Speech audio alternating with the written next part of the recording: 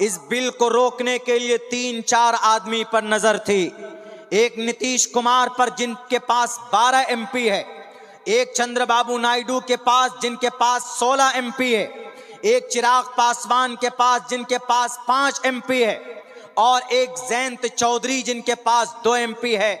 इन चारों लोगों के एमपी को मिलाकर 272 तक पहुंचते हैं। सबको नीतीश ने कहा कि हम आपका सपोर्ट करेंगे, बिल की मुखालफत करेंगे। चंद्रबाबू नायडू ने भी कहा और चिराग पासवान ने भी कहा कि ठीक, आप बेफिक्र रहिए, हम लोकसभा में बिल को पास नहीं होने देंगे क्योंकि हमारे पास इतने एमपी हैं। अगर हम वहां पर अमित शाह के सामने कहें कि हम इस बिल की मुखालफत करते हैं, 272 वोट मिलता तो ये बिल रुक सकता था। 272 एमपी अगर मुखालफत करते तो ये बिल रुक जाता, लेकिन ये नीतीश कुमार ने, जयंत चौधरी ने और चंद्रबाबू नायडू ने, चिराग पासवान ने ये जीते किन के वोट से? मुसलमानों के वोट से जीते। चंद्रबाबू नायडू तो जनाब आंध्र प्रदेश के अंदर वो टोपी और दाढ़ी लगाकर नमाज, तरावी की नमाज में जाता, अफ्तारी में मगरिब की अफ्तारी करता, मगरिब की नमाज भी पढ़ता। नीतीश कुमार टोपी और तौलिया डालकर वो मुसलमानों के हिमायती बनते, लेकिन जब मुसलमानों के अकीदे और इनकी वक्फ बोर्ड को लूटने के लिए जब कानून बन रहा था तो उस वक्त आप मुसलमानों की मुखालफत में, वक्फ बोर्ड के बिल की मुखालफत में आपने वोट नहीं दिया, वहां पर जाकर भारतीय जनता पार्टी का समर्थन किया। मेरे भाइयों, मैं तो शुक्रगुजार हूं आपके इस बंगाल के ममता दीदी का कि इन्होंने मुखालफत की, पुरजोर मुखालफत की है इस बिल की। लेकिन अफसोस इस बात पर भी कि राहुल गांधी एक लफ्ज नहीं बोला कि यह बिल पास नहीं होना चाहिए। प्रियंका गांधी भी नहीं बोली, बोलना चाहिए था।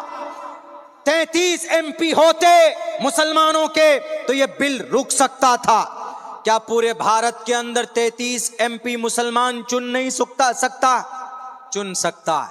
जो लोग बोलते हैं ना कि अरे क्या करेंगे 10, 12, 15 एमपी लेकर, अरे कभी कभी एक एमपी लेकर सरकार की जड़ें हिला दी जाती है। आप बात करते हैं 542 एमपी थे, उनमें से सिर्फ 33 एमपी अगर मुखालफत कर देता तो यह बिल रुक सकता था। इसीलिए भारत के मुसलमानों, अब सियासत पर भी काम करने की जरूरत है।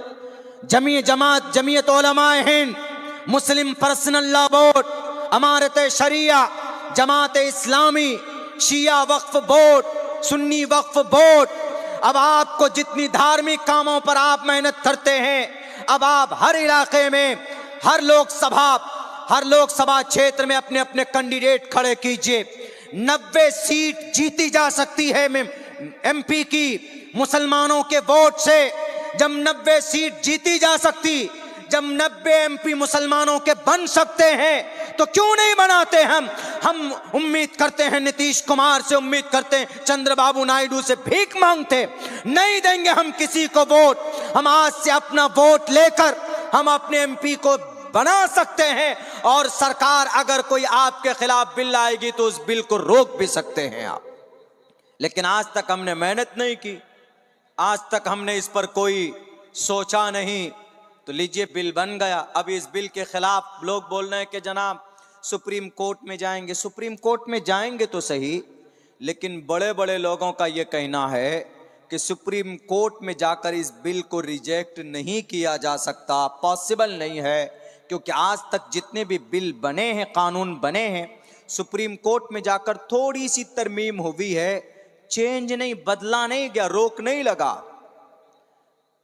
राज्यसभा में भी 119 वोट चाहिए पास करने के लिए, तो जो लोग रोक सकते थे उनके पास 104 ही वोट थे। भारतीय जनता पार्टी के पास 125 वोट थे, वहां पर भी वो बिल पास हो गया। अब तीसरे नंबर पर ये राष्ट्रपति के पास जाएगा ये बिल, राष्ट्रपति जी मोहतरमा सिग्नेचर करेंगे, ये कानून बन जाएगा। अब आप चीखते और चिल्लाते रहिए। इसीलिए मुसलमानों, अपने बच्चों को पढ़ाइए और सियासी और समाजी और मिली एतबार से बेदार रहिए। अल्लाह से रिश्ता मजबूत कीजिए, अल्लाह से। तो ये वक्फ का मामला अभी 2-3 दिन से बहुत ज़्यादा गरमाया हुआ। वक्फ है क्या, ये भारत के अंदर अभी नहीं बना, बल्कि वक्फ का मामला बहुत पुराना है। बल्कि इस ज़मीन पर जो सबसे पहली जगह वक्फ का मतलब होता है दान कर देना, अल्लाह के नाम पर किसी चीज़ को कुर्बान कर देना। जैसे आपकी ये मस्जिद है, पहले नहीं थी, आप गांव बस्ती वालों ने मेहनत करके आपने ये मस्जिद बनाई, और ये जो ज़मीन है, इस ज़मीन जाहिर सी बात है कि किसी की पर्सनल ज़मीन होगी। बहुत से लोग तो ऐसे ही अल्लाह की मस्जिद के लिए ज़मीन दे देते हैं। तो जिसने मस्जिद की ज़मीन अल्लाह के लिए दे दी, अल्लाह के नाम के लिए कुर्बान कर दिया, वो ज़मीन अल्लाह के लिए वक्फ हो जाती है, कुर्बान हो जाती। अब उस ज़मीन पर जिसकी पहले से ज़मीन थी, उसका उस पर कोई अधिकार नहीं होता है। इसी को वक्फ बोलते हैं, दान कर देना, कुर्बान कर देना। तो ये आज से नहीं चल रहा, बल्कि इस ज़मीन पर, इस धरती पर सबसे पहली मस्जिद कौन से बनाई गई? काबतुल्लाह, बैतुल्लाह शरीफ। और वो ज़मीन, वो मस्जिद बनाकर अल्लाह के लिए वक्फ कर दी गई। हालांकि उस मस्जिद को बनाने वाले हज़रत आदम अलैहिस्सलातु वस्सलाम हैं, अल्लाह के आर्डर से हुआ। लेकिन ये वक्फ का जो मामला है, दान का जो मामला है, ये बहुत पहले से है। ऐसा नहीं है कि अभी मिस्टर प्राइम मिनिस्टर कुर्सी पर बैठे हैं, मिस्टर योगी मोदी बैठे हैं, तो वक्फ का मामला अभी से चल रहा है या भारत के अंदर है। वक्फ का मामला पूरी दुनिया में है। और वक्फ हदीस का, कुरान का एक बेहतर अमल है। अल्लाह के नबी अलैहिस्सलाम को जंगे बद्र में, जो सबसे बड़ी और पहली जंग लड़ी गई, उस जंग में बहुत सारे कुफ्फार जहन्नम में गए, कत्ल किए गए। नबी पाक अलैहिस्सलाम को उस जंग में यहूदी ने 6 बागात, बागीचा, आम का बागीचा होता है, खजूर का बागीचा होता है। तो उस ज़माने में सऊदी अरब में अल्लाह के नबी के इलाक़े में खजूर के बागात होते थे।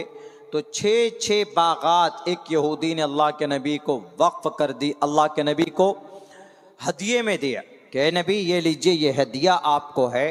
तो अल्लाह के नबी अलैहिस्सलातु वस्सलाम ने उन 6 बागात को लेकर अल्लाह के लिए वक्फ कर दिया कि जाओ, मैं अल्लाह के लिए वक्फ करता हूँ। तो अब ये वक्फ की जो प्रॉपर्टी है, तो अब इससे आने वाली आमदनी का मालिक कौन होगा, वो किस पर खर्चा होगा? तो वक्फ की आने वाली आमदनी से ये खर्च होगा गरीब पर, यतीम पर, मिस्कीन पर, लाचार बेबस इंसानों पर। तो भारत के अंदर तो ये वक्फ की एक बोर्ड है। भारत में 32 वक्फ बोर्ड है।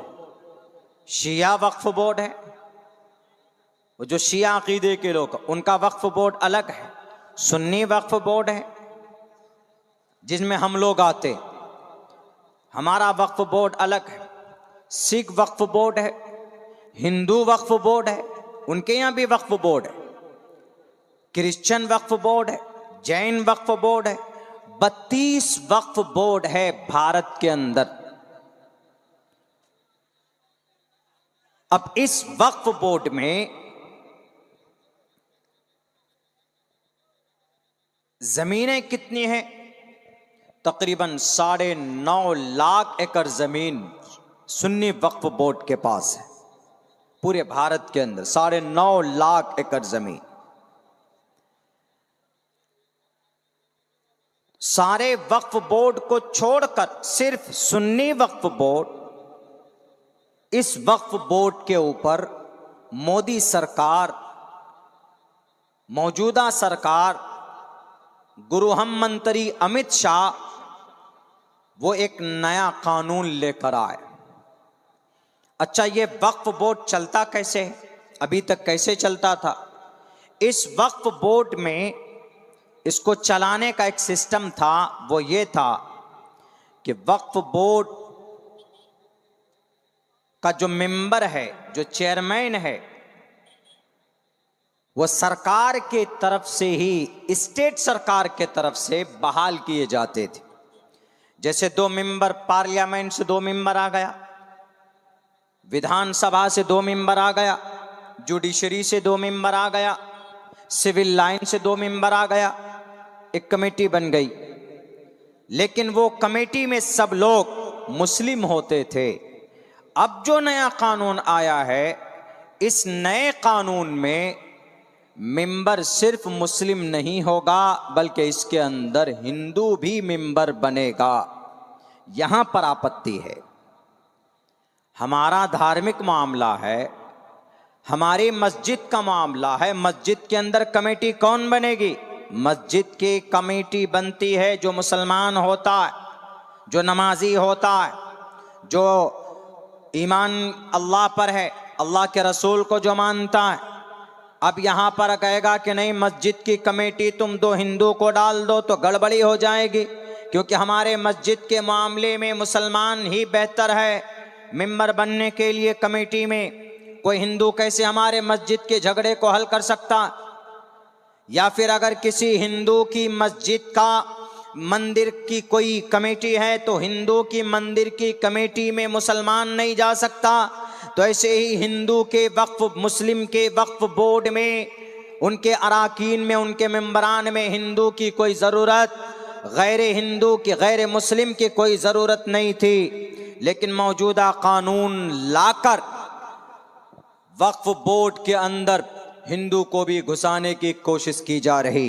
एक तो ये एतराज़।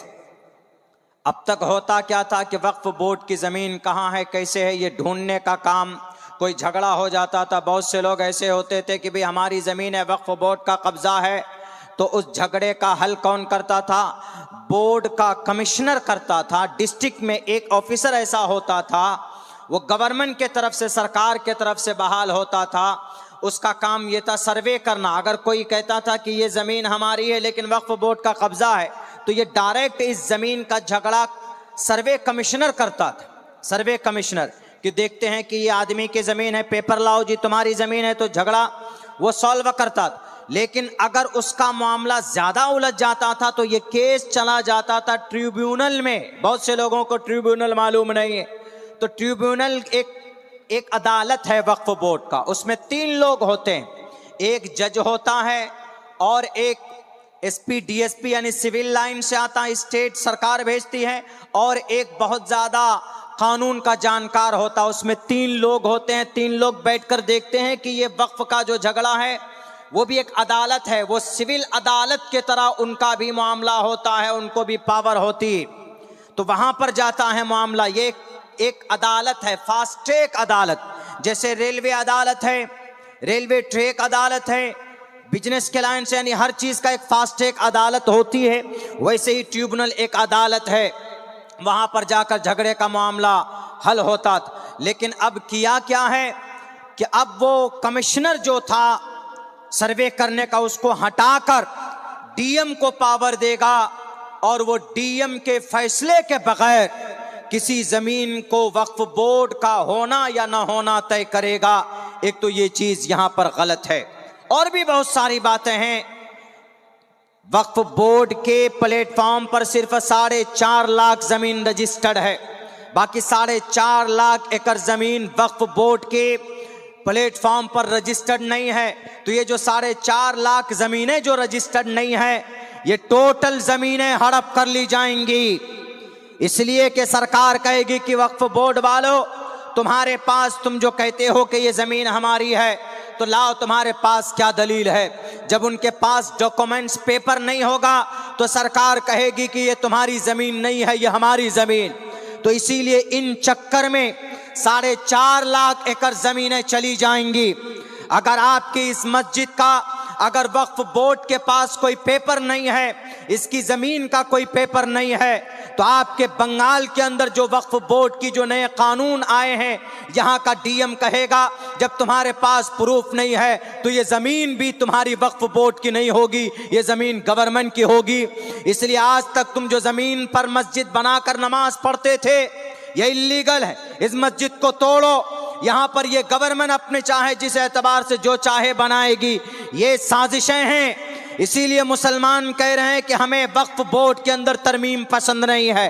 हाँ, कुछ कमी जरूर है, वक्फ बोर्ड के कानून में कुछ कमियां हैं, कुछ खामी हैं, तो उसको सुधारिए आप। लेकिन आप ये चाहते हैं कि कमी है तो इस कमी को मिटाने के चक्कर में हड़प लो जमीन को, तो ऐसा कभी नहीं हो सकता। वक्फ अल्लाह के लिए कोई चीज अगर वक्फ हो जाती है तो उसको दुनिया का कोई बादशाह बेच नहीं सकता, उसको दुनिया का कोई चेयरमैन बेच नहीं सकता, खरीद नहीं सकता। इसीलिए मौजूदा वक्त चाहती है, वक्त की हुकूमत चाहती है कि हम वक्फ का कानून लाकर 4.5 लाख या और बहुत सारे दरगाह हैं, मस्जिद है, मदरसा है, मकतब है या खाली ज़मीन है, उन ज़मीनों के ऊपर हम कब्ज़ा कर लेंगे। ये उनकी नापाक साजिश है। ये पास हो चुका है कहाँ में? लोकसभा में। लोकसभा में इस बिल को पास होने के लिए 273 एमपी का समर्थन चाहिए और 272 एमपी का समर्थन चाहिए। या अगर इसको रोकना है तो 272 एमपी मना करे कि हम नहीं चाहते, तो 288 एमपी ने कहा कि ये बिल पास होना चाहिए।